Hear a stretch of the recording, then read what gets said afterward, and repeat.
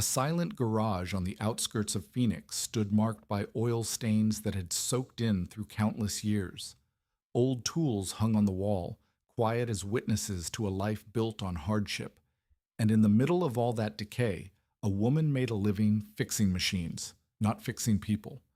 Her hands were roughened by grease and grime. Her nails could never be completely clean. Her brown hair was tied up high so it wouldn't get in the way when she worked.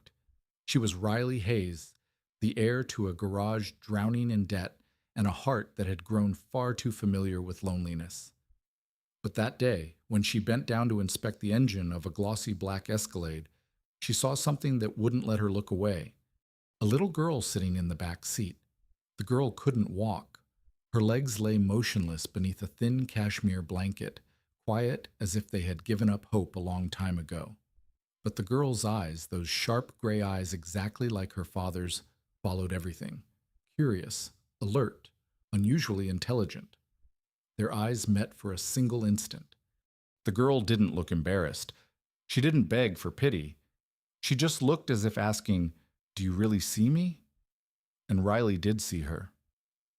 That night, after the convoy drove away, the mechanic stayed behind. She didn't go back to the dark apartment where the electricity had been cut off. She didn't think about the rent that was 2 months overdue. She thought only about those eyes.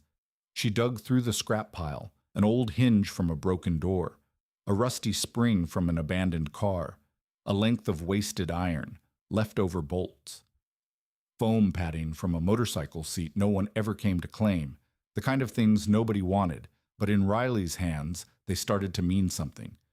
The welding sparks flared in the night. Metal struck metal. The hammer fell in a steady rhythm, like a heartbeat pounding for a purpose. By morning, her hands were bleeding. Her back ached. Her eyes were swollen and red from sleeplessness. But on her workbench, something new had taken shape. Rough, ugly, but structurally flawless. When the Mafia boss returned in the morning, Riley hesitated. She knew what she was doing.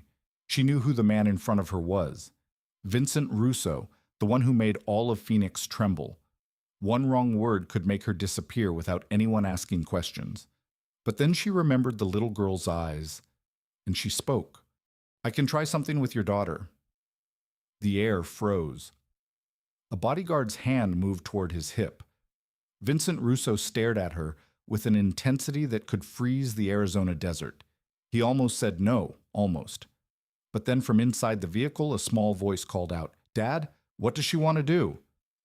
And everything changed. The girl was carefully carried into the garage by one of the bodyguards.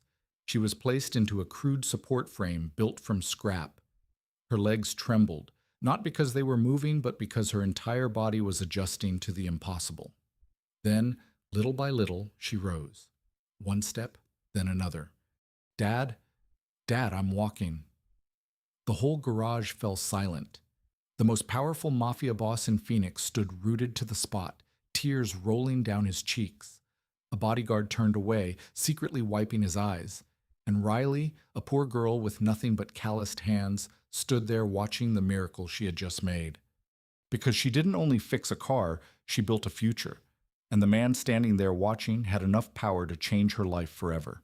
Stay until the end of the video, because the reward the Mafia boss gives the poor girl will leave you unable to believe it. If this story touched your heart, hit like right now. Share the video with the people you love, and don't forget to subscribe to the channel so you won't miss the next emotional stories. Now, let's begin. Vincent Russo stood there for a long while longer, his eyes never leaving his daughter. Sophia was still walking slowly inside the garage, each step a small victory over fate. As the emotion gradually settled, the most powerful man in Phoenix turned to look at Riley with an entirely different expression. No more coldness, no more calculation, only the deep gratitude of a father. He stepped closer to her, his voice low and slower than usual. "How much do you want?" Riley blinked, not understanding the question. "I'm asking how much money you want," Vincent repeated, his hand already sliding into the pocket of his suit jacket. "Say it. Any number." He pulled out a black leather checkbook, the kind Riley had never seen in her life. the kind meant for people to whom money was nothing but meaningless numbers. I don't want your money. Riley's answer made Vincent stop mid-motion. He lifted his gaze to her, his brows drawing together as if he'd just heard a foreign language. Frank Russo, the bodyguard standing behind him, also tilted his head slightly, unable to hide his surprise. What did you say? Vincent asked again, suspicion edging his voice. I said, I don't want money, Riley repeated, calm but certain. I didn't do this to be paid. Vincent closed the checkbook, but he didn't put it away. He looked at Riley as if trying to read her, searching for a hidden angle, searching for a real motive. In his world, nobody did anything without a purpose. Kindness always had a price. Decency always came with conditions. Everyone wants something, he said slowly, his eyes narrowing. Money, power, protection. What do you want? Say it plainly. Riley looked towards Sophia. The little girl was standing beside the tool bench, her hand brushing the wrenches hanging on the wall with the curiosity of a child discovering the world from a new height for the very first time. The smile on her face was brighter than any check. Do you see that smile? Riley asked, her eyes still on Sophia. That's what I wanted, and I've already gotten it. Vincent fell silent. For the first time in many years, he didn't know how to respond. He had met hundreds of people, greedy politicians, cunning businessmen, ruthless enemies, opportunistic allies. Every last one of them wanted something from him. Every last one of them could be bought. But the woman standing in front of him, with hands still marked by dried blood from the night before, with clothes smeared in motor oil, with clear green eyes untouched by calculation, she truly wanted nothing at all. Do you know who I am? Vincent asked, his voice even lower. I know, Riley said. All of Phoenix knows who you are. And you're still not afraid. You don't want to ask for anything when you've got the chance. Should I be afraid? Riley asked back, her frank gaze meeting his. I only built a support frame for your daughter. I didn't hurt anyone. I don't owe anyone. And I don't need anyone handing me favors. Something flickered in Vincent's eyes. Maybe respect, maybe curiosity, or maybe both. Behind him, Frank Russo cleared his throat softly, as if to remind his boss they still had a schedule to keep. But Vincent didn't move. My father used to say. Riley went on, her voice a shade gentler. That when you help someone and you're already thinking about being repaid, then it isn't help anymore. It's a transaction. She looked down at her hands, the calluses, the small scars, the oil that had seeped into every line of her skin.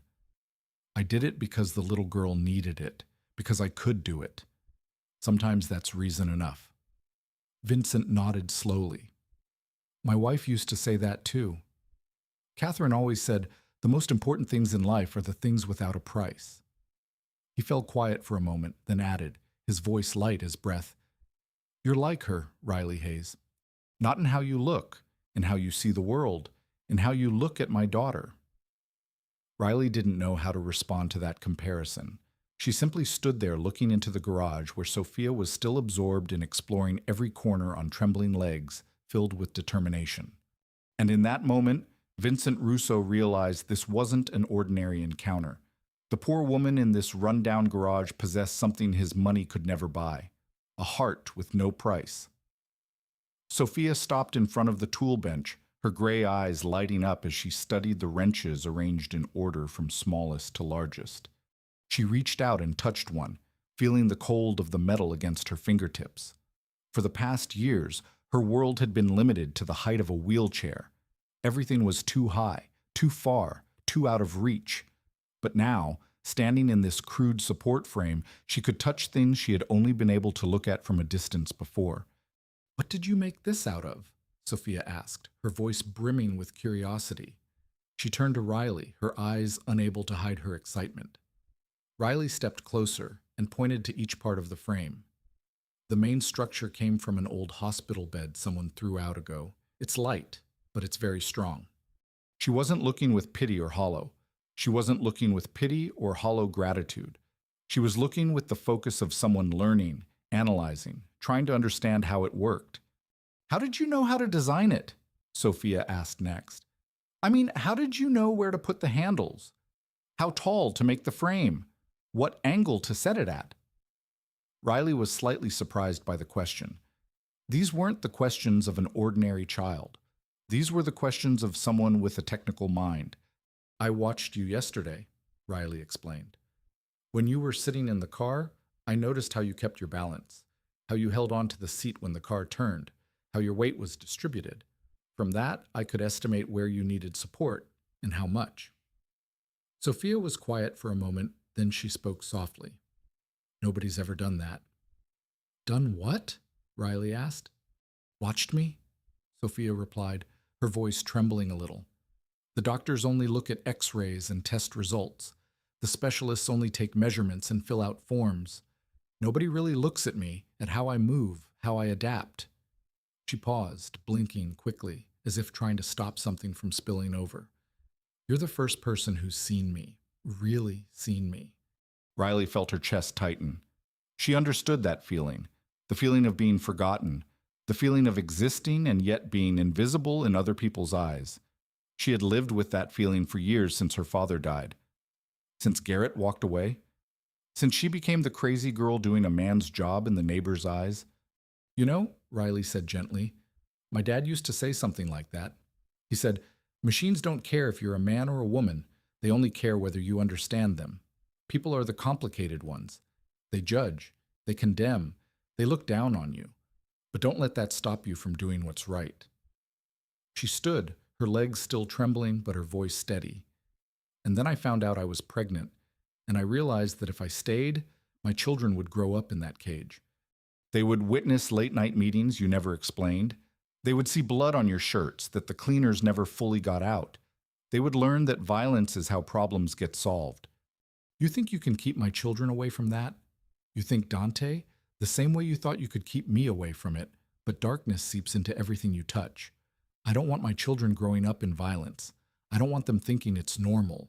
I don't want them becoming heirs to an empire built on blood and fear. Dante went quiet for a long time, absorbing every word. Then he nodded slowly, as if accepting a sentence. You're right. I can't promise a normal life. My world doesn't work like that. But I can promise I'll try. I can promise I'll give you a voice. Choice. Autonomy within safe limits. That's still a cage, Riley said. Then help me make it bigger. He stepped closer, close enough that she could smell the familiar cologne through the scent of rain and city air. Tell me what you need. What would make you feel less trapped? Because I can't leave you here, Riley, not because I want to control you, but because this apartment is in a building with a broken security system. In a neighborhood where I counted 3 drug deals just walking from my car to your door. You're carrying twins, a high-risk pregnancy, and you're living like you don't have a single person in the world. She wanted to argue to say she'd managed, but she was too tired of being strong alone, too tired of worrying about rent and medical bills, too tired of waking in the morning with back pain and no one to share it with. I need conditions, she said finally. If I go with you, I'm listening. I want my own space, not in your penthouse, somewhere else where I can have privacy. Done. I want to make decisions about my life. No coercion. I agree. And tonight I'm only going because I want your doctor to check the babies. If afterward I still want to leave, if I still think I'm better off without you, you won't stop me. Dante looked at her for a long moment, his jaw clenched as if he were swallowing 1,000 objections. Then he nodded. One night, he said. You give me one night to prove I can change, and I won't force you into anything. It was a fragile agreement built on mistrust and wounds that hadn't healed. But when Dante held his hand out, waiting for her to take it, Riley realized this was more than she'd ever had in years of marriage. A choice, small and conditional, but still her own. The black SUV glided through New York's soaked streets, carrying them away from Brooklyn toward Brooklyn Heights. Riley sat in the back seat, keeping a distance from Dante, even though the tight space made that effort almost meaningless. She could feel the warmth coming off him, could smell the familiar cologne threaded with rain. 2 bodyguards sat in front, eyes fixed on the road in the rear-view mirror, so professional they were nearly invisible. No one spoke. Riley watched the city slide past the tinted glass, noting neighborhoods shifting from rundown to middle class to wealthy. Her hand rested on her belly, feeling the faint movements of the two small lives inside her, as if they too were anxious about whatever waited ahead. When the car stopped, Riley stared out in surprise. This wasn't the cold penthouse of glass and steel she'd lived in for years. In front of her stood a red brick townhouse with black shutters, green ivy climbing the walls, even in the heart of winter. Warm yellow light spilled from the windows, and the sight of it tightened her chest. It looked like a home, a real home, not a fortress or an art museum. "You said you had somewhere else," she murmured, still unable to take her eyes off the house. "I bought it after you left," Dante replied, his voice low and carrying something she couldn't quite read. "I thought maybe if I had a place that wasn't the penthouse, a place without those memories, you might consider coming back." Riley turned to look at him, searching for the familiar signs of manipulation, but she saw only honesty in the dark brown eyes watching her. He had prepared for her return, even believing she was gone forever. He had built a place for her. A bodyguard opened the door. Dante stepped out first, then held a hand toward her, waiting. She hesitated for a second, then took it and let him help her out of the car. His hand was warm and steady, and she hated the way her body responded to that contact, as if it still remembered, still wanted. They climbed the stone steps, and the front door opened before Dante could even touch it. A woman appeared, round-faced with kind eyes and a warm smile. She wore an apron dusted with flour, and the smell of something cooking drifted out with her. "Welcome home, my dear," she said to Riley. Her voice so warm it sounded as if they'd known each other for years. "I'm Maria Lynn. I manage this house for Dante." Riley didn't know how to react. In the penthouse, she'd had only chilly professional staff, shadows who moved quietly and avoided eye contact, but Mrs. Lynn looked at her with genuine concern, the kind of look her mother had once given her before she died in the fire ago. "I prepared a room for you on the 3rd floor," Mrs. Lynn continued, leading them inside. "The whole floor is yours. A bedroom, a private bath, and a small reading room that looks out over the garden. Dante thought you'd want your own space." Riley stepped into the house and felt as if she'd walked into another world. Warm wooden floors, soft cream walls, furniture that looked comfortable instead of loudly expensive, a real fireplace burning in the living room. The fire's quiet crackle, steady and gentle. Fresh flowers on the table. Books on the shelves, not for display, but for reading. And on the walls, no cold, untouchable art, only warm landscape photographs and a few small shelves holding handmade pottery.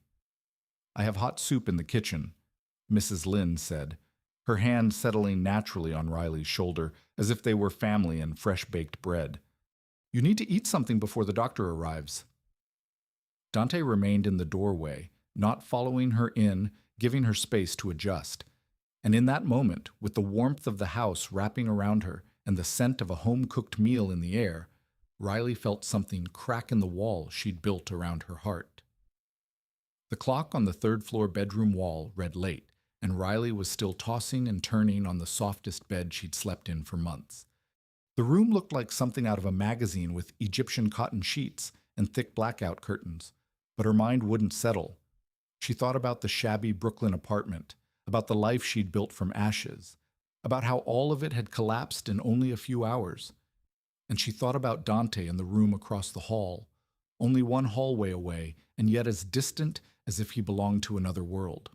A light knock startled her. Not the kind of knock that carried power like it had at her old place, just 2 gentle taps. Cautious testing, Riley sat up, pulling the blanket to her chest, even though she was still wearing the pajamas Mrs. Lynn had laid out for her. "Come in," she said, her voice rough from lack of sleep. The door opened and Dante stepped inside. Holding a steaming mug, he traded the wetsuit for simple sleep pants and a t-shirt, looking less terrifying, looking almost normal. "You can't sleep," he said. "Not a question. Neither can you," she replied. He came closer to the bed and set the mug of warm milk on the bedside table. "Mrs." Lynn said, Warm milk with honey helps you sleep, and it's good for pregnancy. Riley looked at the milk, then at him. In the dim light of the room, she saw the shadows under his eyes, the new lines at the corners of his mouth. Dante Toretti looked exhausted, like a man who hadn't slept well in a very long time. "Can I sit?" he asked, gesturing toward the chair by the window. She nodded, and he sat, keeping a respectful distance. Silence covered them for minutes. Riley drank the milk in small sips, feeling warmth spread through her stomach. Dante looked out the window where streetlights cast yellow streaks through the steady drizzle. "Months," he finally said, his voice low and far away. "Months I lived in hell, Riley. You can hate me as much as you want, but you should know what it was like when you left." She didn't speak, only waited. And for the first time in the years she'd known him, Dante opened up. He told her about the sleepless nights after he realized she was gone, about how he turned the entire city inside out looking for her in that first week, frantic and desperate, about the anger at first, then the confusion, then the pure pain when he understood she truly didn't want to be found. He told her about meals he couldn't swallow, meetings where he sat but his mind was somewhere else, nights when he stood in her empty room in the penthouse and tried to understand where he'd gone wrong. "My men found you after time," he continued, his voice going rough. "They reported you were safe living in Brooklyn, working at a diner. I had to make the hardest decision of my life, to leave you alone or drag you back." "Why didn't you drag me back?" Riley asked, surprised by her own question. "Because I realized that was the reason you ran in the first place." Dante turned to her, his eyes catching the dim light. "Because for the first time, I understood that loving someone doesn't mean owning them. So I only had people watch from a distance, make sure you were safe, and every day I hoped you'd come back on your own." His voice sank lower. "Months, Riley. Months I watched you from far away, knowing you were struggling, wanting to help, and not daring to interfere. That was my hell. Watching the person I loved suffer and being unable to do anything." Tears rose before Riley could stop them. She wasn't crying because she pitied him, or maybe she was. She wasn't sure anymore. Moving to the bedside as if pulled by an invisible force. "Can I?" he asked again, lifting a hand toward her belly, waiting. And this time Riley nodded. His hand settled on her stomach, warm and trembling. He sank to his knees beside the bed, his forehead nearly touching the place where their children were growing. And at that exact moment, as if they knew their father was finally here, one of the babies kicked hard. Dante went still, his eyes widened, then a second kick from the other baby, as if both of them were greeting the man they'd never met. "They're kicking," he whispered, his voice breaking. "Riley, they're kicking." She looked down and saw the most powerful mafia boss in New York kneeling beside her bed with tears streaming down his face, and her heart shattered and stitched itself back together into a new shape. She lifted her hand, trembling, and for the first time in months, she touched his black hair while they both cried for what had been lost and what might still be found. The next morning, Dr. Nathan Brooks arrived at the townhouse, carrying a suitcase of medical equipment that looked expensive, and wearing the calm demeanor of a man who had seen everything over years of practice. He was gray at his temples, with eyes that were sharp but warm. Dante introduced him as New York's leading obstetric specialist for high-risk pregnancies. And Riley didn't doubt it. Once she saw the way he set up a portable ultrasound machine with the precise efficiency of someone so fluent in his work, it had become instinct. They were in the second-floor living room where Mrs. Lynn had already arranged a comfortable chaise for Riley to lie on. Dante stood by the window, keeping a distance, but never taking his eyes off her, tension visible in the hard line of his jaw. Dr. Brooks began by taking her blood pressure, and Riley saw his expression shift when he read the number that appeared. His nurse, a woman with warm brown eyes, wrote carefully on the chart. "Your blood pressure is higher than I'd like, doctor," Brooks said, calm but serious. "Are you under a lot of stress?" Riley almost laughed. "Stress?" "Months alone, overworked, worried about money and the future and whether the father of her babies would find her." "You could say that," she replied. Dr. Brooks didn't comment, only spread cold gel across her belly and placed the ultrasound probe. The room went quiet for a few seconds, and then the sound filled it. Whoosh, whoosh, whoosh, whoosh. Two heartbeats layered together, fast and strong, and so vividly alive that Riley's eyes stung. She'd heard that sound many times at the community clinic, but this was different. This time, Dante was here, and when she glanced over, she saw he'd moved closer without realizing it. His gaze locked on the ultrasound screen with an expression she couldn't read. Both babies are developing well for the week, Dr. Brooks said, shifting the probe to show different angles. Baby A is a little bigger, which is common in twin pregnancies. Both placentas look healthy, no obvious abnormalities. Then he paused, his tone turning more grave. However, I do have some concerns. Your blood pressure is elevated, and there are early signs of a condition that could develop into preeclampsia. Combined with a twin pregnancy and your stress level, I'm classifying this as high risk. What does that mean? Dante asked, his voice tight as a wire. What do we need to do? Bed rest is the starting point. Doctor, Brooks looked at Riley. Limit physical activity. No work, especially not jobs that require standing for long periods. Monitoring at least twice a week, a carefully controlled diet, and most importantly, lowering stress. Whatever is driving your blood pressure needs to be addressed. Riley braced for Dante's anger, for the accusation that she had caused this herself, that if she hadn't run, if she hadn't tried to survive on her own, their babies wouldn't be at risk. But when she looked at him, she saw only pain and self-blame. Dante didn't speak, but his jaw clenched so tightly she could see the muscle jumping. His hands curled into fists and then opened again as if he were fighting himself not to react. He wasn't blaming her. He was blaming himself for pushing her far enough to run in the first place. Would you like to know the sex? Dr. Brooks asked, breaking the strain. Riley looked at Dante. He looked back at her, and in that moment they weren't a mafia boss and a runaway wife.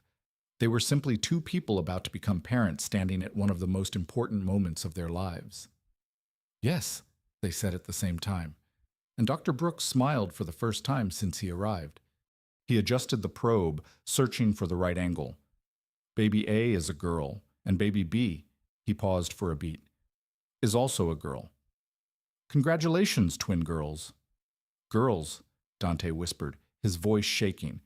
We're going to have 2 daughters. Tears slid down Riley's cheeks before she could stop them. 2 little girls who might have Dante's black hair or her own auburn brown. Who might inherit his stubborn eyes or her smile?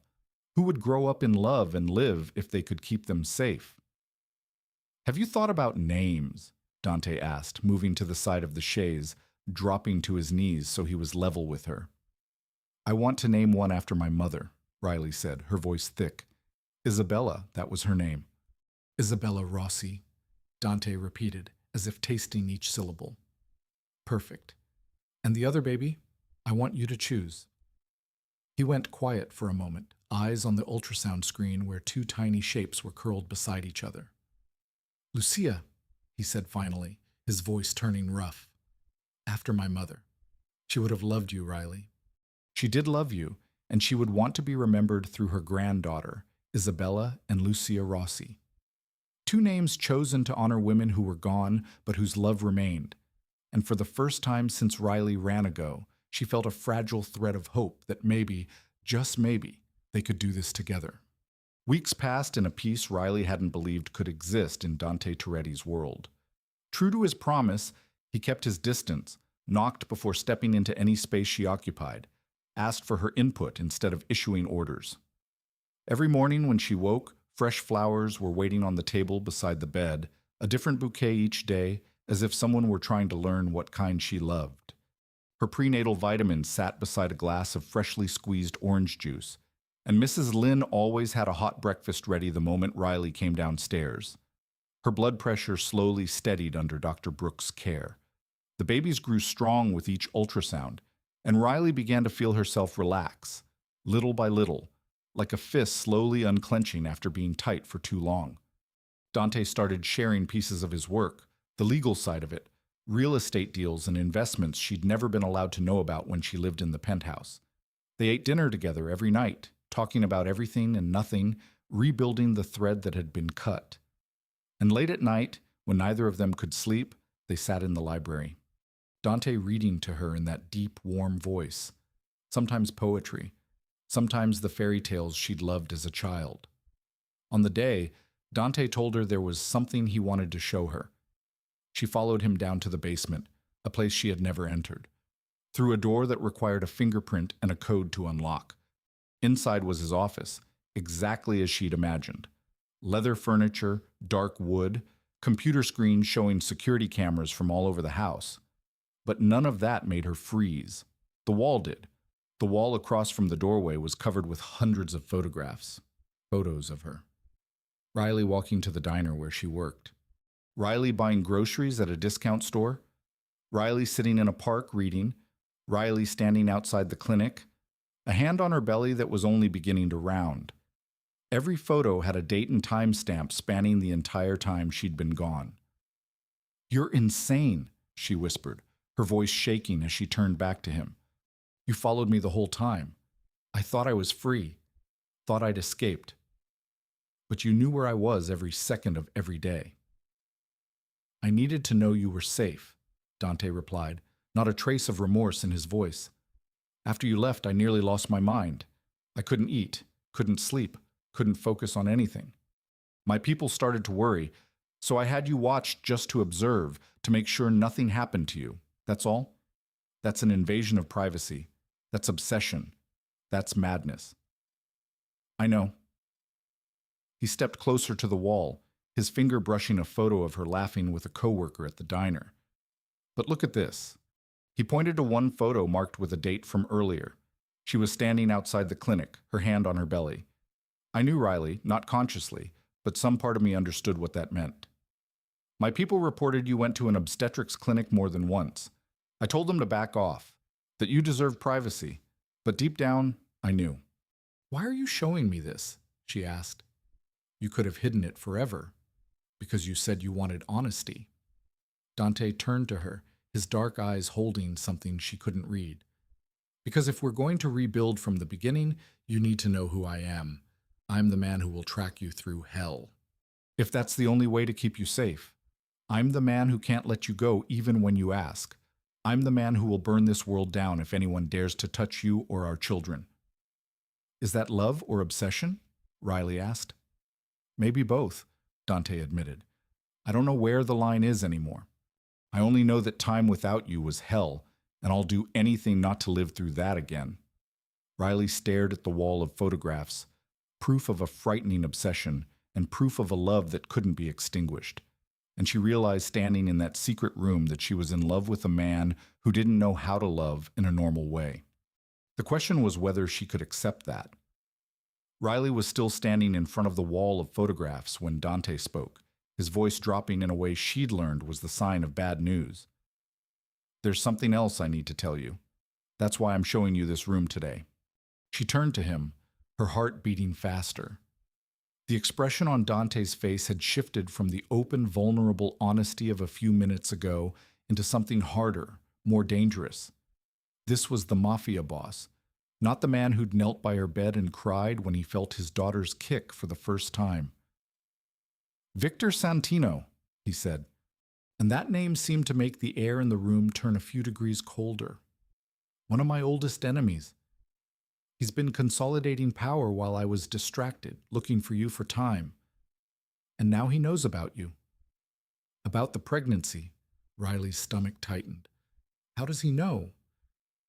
"Because in my world," Dante said, bitterness cutting through his words, "secrets are temporary currency. Someone talks.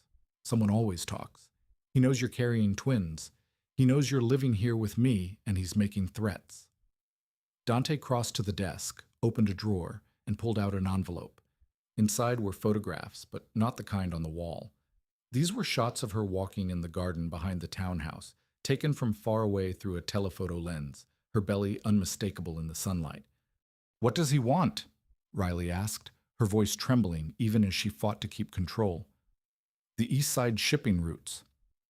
Dante set the envelope down and looked at her with eyes holding a storm under restraint. He wants me to hand control of those roots over to him.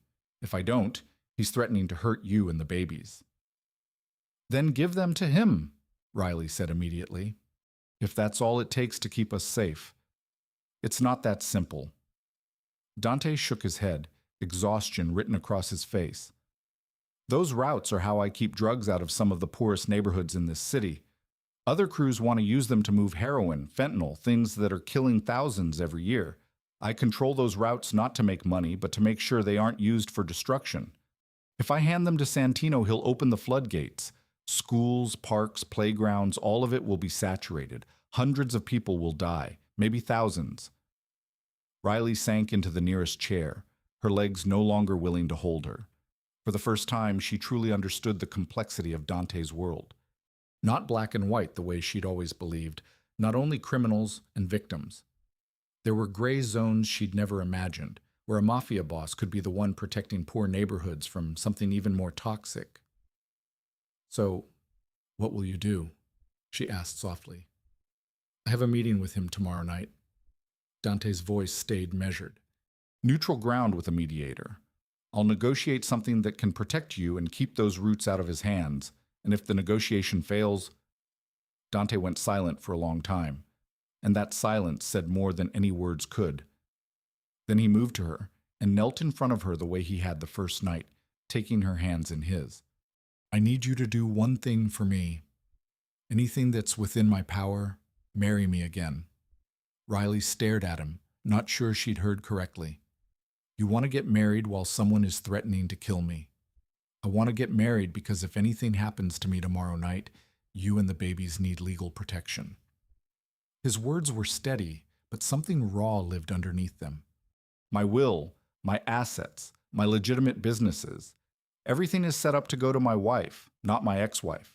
If we're married, you inherit everything. You'll have the resources and the connections to protect yourself and our daughters. You're talking like you're not coming back. I'm talking like a man who prepares for every possibility. Dante tightened his grip on her hands. Santino is unpredictable, violent. The meeting could go bad, and if it does, I need to know I did everything I could to keep you safe. Riley searched his eyes for the familiar manipulation and found only real desperation. This man was preparing for the possibility of death, and the only thing he was thinking about was her and their unborn children. I don't care about your money, she said softly. I know, his voice gentled. But money buys safety, buys power, and in my world, power is the only thing that can protect you when I'm not here. He pulled a small velvet box from his jacket pocket and opened it to reveal the ring she'd left behind earlier. The 3-carat diamond caught the light, throwing small rainbows onto the wall. I know I don't have the right to ask this. I know I haven't earned your trust back, but please, Riley, let me protect you the only way I can.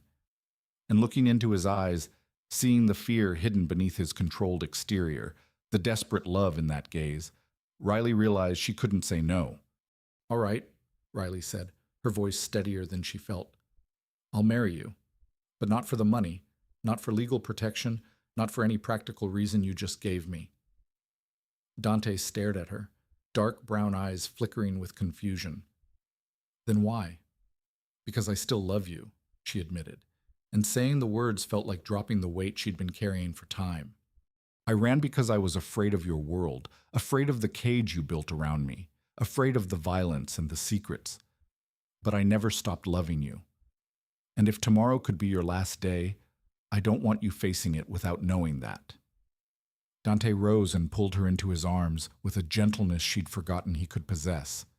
He held her tightly but carefully, mindful of her belly, and she felt his heart pounding fast and strong through the fabric of his shirt.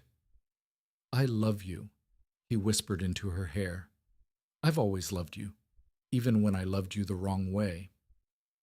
Hours later, the townhouse library had been transformed into a wedding room. Mrs. Lynn, with astonishing efficiency, had turned the space into something out of a fairy tale. Hundreds of candles sat on every surface, their flames flickering and dancing against walls lined with books. White roses filled crystal vases scattered through the room, their sweet scent mingling with the smell of old paper and polished wood. There was none of the showy extravagance of their first wedding with hundreds of guests and society pages in every paper. There was only necessity, sincerity, and perhaps the love they had lost and found again. Riley wore a simple cream dress Mrs. Lynn had found from somewhere, the soft fabric skimming her pregnant belly. Her hair fell loose, auburn brown curls resting against her shoulders. No heavy makeup, no glittering jewelry beyond the engagement ring Dante had just placed back on her finger. She looked beautiful in a way she had never felt at the first wedding. Beautiful because she was herself and not a role. Dante stood by the fireplace in a black suit without a tie, looking both like a groom and like a man preparing for war. The scar along his collarbone showed beneath his open collar, a reminder of the dangerous life he'd chosen. But his eyes, when he watched her enter, held only love and the fear of loss. Judge Harlan Reed, a dignified man with silver hair and an air of steady authority, stood between them with a small book in his hands. He didn't ask why the wedding was happening in the middle of the night, or why there was no family present. Perhaps he owed Dante a favor, or perhaps he was used to strange requests from this world. Mrs. Lynn stood as the witness, her eyes red in the candlelight. The ceremony was short and simple. No music, no bridesmaids or groomsmen, no long speeches, only vows, the old words of love and commitment that millions of couples had spoken before them. Do you, Dante Toretti, take Riley Hayes to be your lawful wife? I do. Dante's voice was steady, his gaze never leaving hers, and every time after, if you'll allow it. And do you, Riley Hayes, take Dante Toretti to be your lawful husband? Riley looked at the man standing in front of her. The man who had locked her in a golden cage and then learned how to open it. The man who had watched her like an obsession and then admitted it. The man preparing to face death while worrying only about her and their unborn children. I do, she said. When Judge Reed declared them husband and wife, Dante bent to kiss her, not a passionate, possessive kiss like the one at their first wedding. This kiss was gentle, careful, as if he feared she would break if he pressed too hard. And when he lifted his head, she saw his eyes were wet again. After Judge Reed and Mrs. Lynn discreetly withdrew, they went up to the third floor to Riley's bedroom. Dante offered nothing beyond simply being there with her, and she was grateful for it. They lay side by side on the bed, not touching except for their fingers intertwined. Outside the window, the city stayed awake under millions of lights, indifferent to the war about to unfold in its shadows. I want Isabella to learn piano, Dante murmured into the night, his voice soft in the quiet room. And Lucia? I think she'll like drawing. I'll hire the best teachers. You're talking like you'll be here to see all that, Riley replied, tightening her hand around his. I will be here, Dante said, but she heard the uncertainty beneath the steadiness. I promise I'll come back to you. To the girls. That's an order, Riley said. You're not allowed to do otherwise. Still issuing commands like the old days. He smiled in the dark, and she felt the smile more than she saw it. They lay in silence after that, listening to each other breathe, feeling the warmth of one another's bodies. And somewhere in that stretch of time, Riley drifted to sleep in her husband's arms. For the first time in time, feeling truly safe, even knowing the storm was waiting for tomorrow. Early sunlight slipped through the gap in the curtains and woke Riley in the morning, and the first thing she noticed was the emptiness beside her. The spot where Dante had been was cold, telling her he'd been gone for a long time. She sat up, her heart racing with that familiar anxiety, and that was when she saw the note on his pillow. Dante's handwriting, strong and slanted forward like the man himself, cut across the white paper. I love you. I'll be home before dinner. Don't worry. Don't worry. As if she could do anything else while knowing her husband was walking into a meeting that might end in death. Riley pressed the paper to her chest, feeling its sharp edges bite through the thin fabric of her pajama top, and she knew this would be the longest day of her life. The hours passed like thick drops of honey. Mrs. Lynn tried to distract her with a generous breakfast she barely touched, with gentle conversation she couldn't focus on, with arranging the nursery for the girls that she couldn't get excited about, even though she would have loved it under different circumstances. She moved through the townhouse like a ghost, stopping at every window to look out at the street, hoping to see the familiar black SUV appear. Isabella and Lucia shifted constantly in her belly, as if they could feel their mother's fear. Riley laid a hand over her stomach and whispered to them that everything would be all right, even though she didn't believe her own words. The clock struck in the evening, and her phone rang.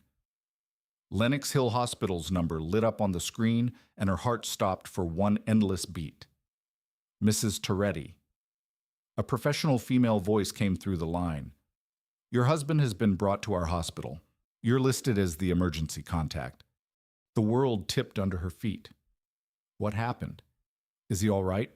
He's stable. A gunshot wound to the shoulder. He's asking to see you. Riley didn't remember how she got down the stairs. Didn't remember where Tony came from to take her to the hospital.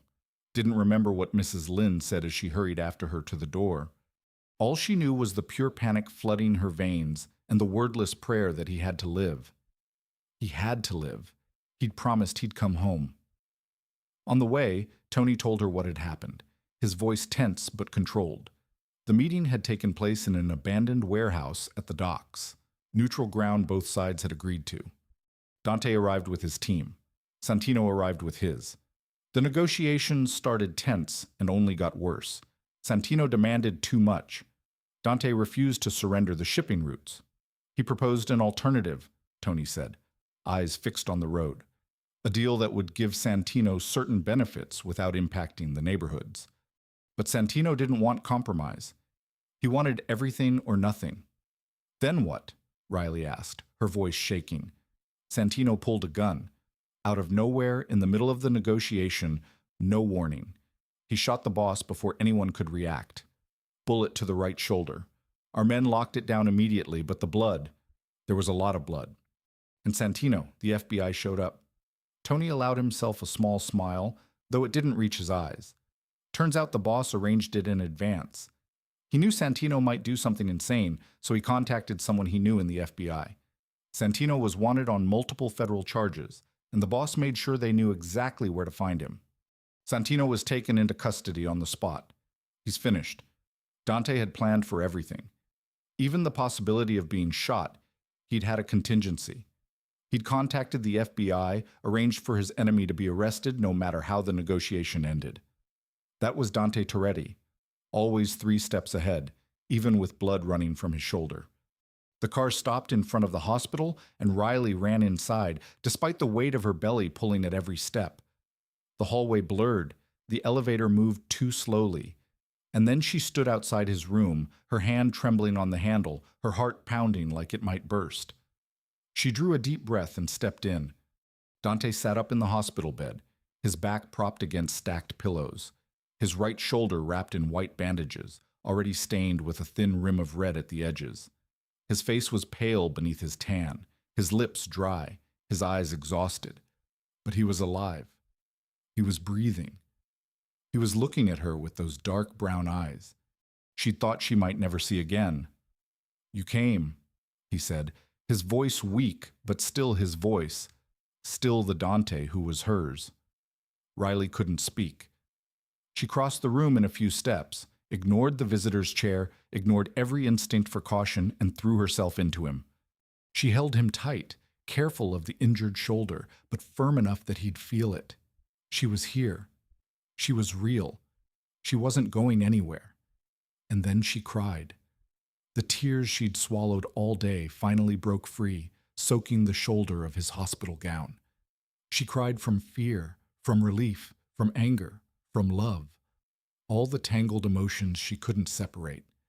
Dante wrapped his good arm around her, his hand rubbing slow circles over her back while she sobbed into his chest. I'm here, he whispered, his lips brushing her hair. I'm here, Kara. I came back. When her shaking finally eased, Riley lifted her head, looked into his eyes, and punched his uninjured shoulder. Not hard enough to hurt, but hard enough to make the point. You promised you'd be home before dinner, she said, her voice trembling through the last of her tears. You promised you wouldn't make me worry. You promised. Technically, Dante replied, a faint, weary smile flickering at his mouth. I'm here, and you can bring dinner to me. She hit his shoulder again, a little harder this time. This isn't the time to joke, Dante Toretti. You were shot. You were shot, and I had to hear it from the hospital instead of from you. I thought you. She couldn't finish. The words caught in her throat, and all she could do was shake her head, her lips trembling. Dante lifted his hand and wiped the tears from her cheek with his thumb. I'm sorry, he said, and she heard the sincerity in his voice. I didn't plan for Santino to shoot me. The plan was to negotiate, stall long enough for the FBI to get into position, then let them take him. But he was faster than I expected. I underestimated how crazy he was. Where is Santino now? In the FBI's hands, Dante said, a small spark of satisfaction lighting his eyes, even though his body was clearly drained. He's facing enough federal charges that he'll never see daylight again. The threat is over, Riley. You and the babies are safe. Safe? She echoed, bitterness still sharp in her voice. Until the next enemy shows up. Until the next negotiation goes bad. How many times am I supposed to live through a day like today? Dante, how many times will I get a call from a hospital, or worse, from the morgue? Silence stretched between them. Dante watched her, his expression shifting from defensiveness to thoughtfulness, then into something set and determined. I'll step back, he said finally, slowly, gradually, but I'll step back. I'll hand things over to people I trust. I'll focus on the legitimate businesses. I can't walk away completely because that's not how this world works. But I can move out of the front line. I can stop being the man every enemy wants to kill first. Do you mean it? Riley asked, not daring to believe and not daring not to hope. I mean it. Dante took her hand and squeezed with surprising strength for a man who'd just been shot. I want to be there when the girls grow up. I want to see Isabella play piano and Lucia paint. I want to walk them into graduations and threaten their first boyfriends. I can't do any of that if I die in some abandoned warehouse because a negotiation went sideways. Riley looked down at their hands laced together, his rough hand wrapped around her slender fingers. She wanted to believe him, wanted to believe a man who had lived by violence could learn to live differently. I don't need you to promise perfection, she said softly. I know you can't change completely overnight. I just need you to promise you'll try. Promise you'll really try, not just say it to calm me down and then keep doing the same things. I promise, Dante said, his voice steady even as his body stayed weak. I promise I'll try every day for you, for Isabella and Lucia, for the family I didn't know I wanted until I almost lost it. Riley nodded, tears rising again, but these were tears of hope instead of fear. She climbed onto the hospital bed, careful of the IV lines and his wounded shoulder, and curled beside him the way she had the night before. Dante held her with his good arm, and they lay in silence in the sterile room, listening to the monitor count his heartbeats in a steady rhythm. Outside the window, the city lights began to come on as dusk fell, and for the first time since their story began, Riley allowed herself to believe that maybe, just maybe, they could have an ending that wasn't tragedy. Time passed in recovery and rebuilding. Dante healed a little more each day, the wound in his shoulder slowly closing into a scar that became another reminder etched into his body, alongside the older scar on his collarbone from the failed assassination ago. But this time was different. This scar marked the end of one chapter and the beginning of another. True to his word, he began to shift power gradually, handing the most dangerous responsibilities to trusted lieutenants, focusing more on legitimate businesses. Riley watched the change take shape day by day in the way he spent more time at home, in meetings that happened over the phone instead of in dark rooms at secret locations, in the way a smile appeared more often on a face that had once seemed permanently tightened by tension. They rebuilt their relationship on new ground. Not control and possession, but conversation and compromise. They still argued, sometimes fiercely, but they argued like partners instead of like an owner and what he owned. Dante learned to ask instead of command, learned to listen instead of only protect. Riley learned to trust again, learned to demand what she needed instead of enduring in silence. The nursery was finished in the last week of February. The walls painted a warm, pale yellow, two oak cribs set side by side, stuffed animals and toys neatly arranged on shelves. Mrs. Lynn knitted two soft blankets, one blush pink and one lavender, to tell the girls apart, and Riley began to call the townhouse home without hesitation or second guessing. One March morning, when the first spring sunlight began to chase the last winter chill from the air, Riley was eating breakfast with Dante in the kitchen when the first pain hit. She froze mid-bite, a spoonful of oatmeal hovering in front of her mouth, and felt warm fluid run down her legs. "My water broke," she said, her voice strangely calm even as her heart hammered. "Dante, my water broke." Everything after that moved in a controlled whirlwind. Dante had been preparing for this moment for weeks. With a bag packed, the car always fueled, and the hospital already notified about Riley's high-risk pregnancy. He was frighteningly calm as he helped her into the car, his hands steady, even though she could see his jaw clench with every contraction that made her wince. Hours. Hours of pain, and waiting, and hope. Dr. Brooks was there from the start, calm and professional, monitoring every number and making sure both mother and babies stayed safe. Nurses came and went, checking, recording, changing IV fluids. But the only person Riley truly saw was Dante. He stayed at her bedside every second, held her hand through every contraction, murmured encouragement into her ear when she wanted to quit. "You're the strongest person I've ever known," he said when the pain peaked, and she thought she couldn't endure one more moment. "You survived everything. Your childhood in the orphanage, the years you fought your way through alone, years with me, time by yourself. You can do this." And she did. In the evening, after one final push that felt like it tore her in two, Isabella arrived. Her cry filled the room strong and outraged, as if she were protesting being pulled from warmth and safety. Dr. Brooks placed her on Riley's chest, and Riley looked down at the tiny life with wet black hair plastered to her head, fists clenched tight, a red wrinkled face scrunched in fury. Minutes later, Lucia came. Unlike her sister, Lucia didn't cry at birth. She was silent, eyes wide, looking around with curiosity, as if she were trying to understand what this new world was. "Doctor." Brooks checked her quickly and nodded, reassuring them she was perfectly healthy, only different in temperament from her sister.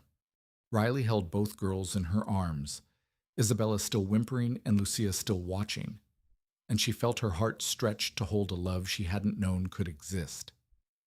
Dante stood beside the bed so quiet she had to look up at him, and she saw him, the powerful Mafia boss, the man who had killed without blinking, crying, not sobbing, not making a sound, just silent tears sliding down his cheeks as he looked at his wife and daughters with an expression she could only call absolute awe.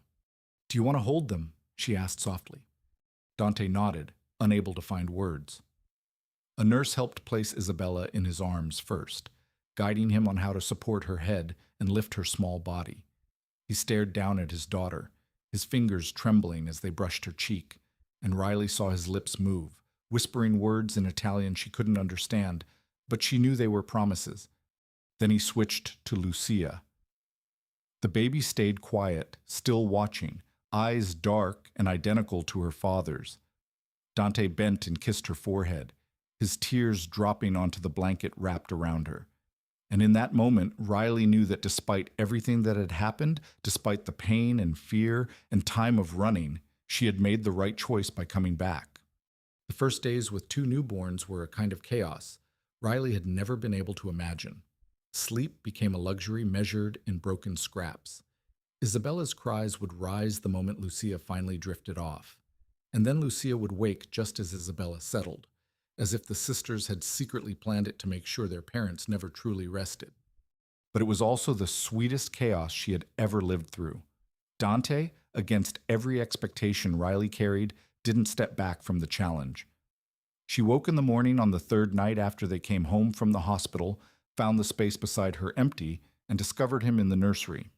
The most powerful mafia boss in New York was standing at the changing table, clumsily trying to fasten a fresh diaper on Lucia, while the baby stared up at him with curious eyes, as if she were judging her father's competence. The diaper sat a little crooked, and the tabs weren't secured quite right.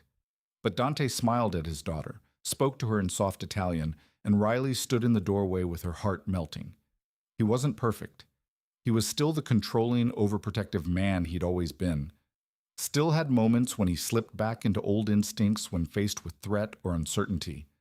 But he was trying every day, and that was all she had ever asked. Mrs. Lynn became the girls' unofficial grandmother, helping without taking over, letting Dante and Riley learn to be parents in their own way. There were nights they argued about how much the babies should eat, about whether to let them cry for a minute or pick them up right away. About 100 tiny decisions new parents have to make. But they argued and made up, learned and adjusted, getting through each challenge together. A year passed so fast Riley could hardly believe it when she looked back. Isabella and Lucia learned to crawl, then to pull themselves up, then to take those first wobbly steps across the townhouse living room. Isabella, always the bolder one, fell and got up until she could cross the room from one end to the other. Lucia, more cautious, watched her sister for a long time before deciding to try. And when she finally walked, she did it right the first time, as if she'd studied it carefully. The townhouse filled with children's laughter, with babbling that wasn't quite language yet, with toys clattering against the floor and small feet pattering over wood. Dante came home earlier each day, often carrying a new toy or a picture book he'd found somewhere. He lay on the living room floor with his daughters crawling over him, letting them pull his hair and grab his nose, laughing as if it were the best thing in the world. Riley would often stand in the doorway and watch a scene she once believed could never happen. Late one night, when both girls were sleeping and the house had fallen quiet, Riley and Dante stood on the third-floor balcony, looking out over the city glittering below.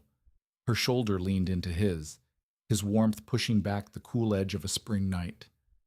"I didn't think I'd ever be this happy," she said softly, her eyes still on the distant lights. When I was living alone in that apartment, I only wished for peace. I didn't dare wish for happiness." "Happy how?" Dante asked, sliding an arm around her shoulders. "Like this?" Riley turned to look at him. "A real home, a man who truly loves me, not just wants to possess me. 2 healthy children, and a future I can see without fear." He bent and kissed her forehead. "I'm sorry for the years I took from you, the years you were afraid instead of happy. I don't need you to apologize anymore." She turned fully to face him. "I need you to keep trying, keep being this man, this father. That's all I need."